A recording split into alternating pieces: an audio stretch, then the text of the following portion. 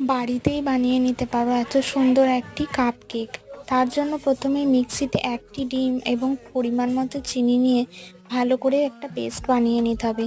এবার ওই পেস্টটি একটি পাত্রে ঢেলে ময়দা 1 বাটি, বেকিং পাউডার, বেকিং সোডা ও ভ্যানিলা এসেন্স দিয়ে ভালো করে দুধের সাহায্যে একটা ঘন ব্যাটার বানিয়ে নিতে হবে।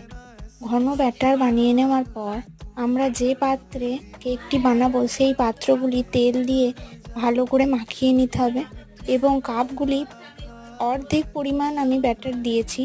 এরপর একটি কড়াইয়ের ওপর স্ট্যান্ড বসিয়ে একটি স্টিলের থালার ওপর কাপগুলো বসিয়ে ওপর থেকে একটা ঢাকা চাপা দিয়ে লো আঁচে 40 মিনিটের জন্য আমি কেকগুলো তৈরি হতে দেব। তারপরেই দেখো সুন্দরভাবে তৈরি হয়ে গেছে। এবারে ছুরির সাহায্যে আমি বার করে নিচ্ছি, দেখো কতটা সফট হয়েছে। এভাবে তোমরা বানিয়ে দেখতে পারো, খুব ভালো হবে।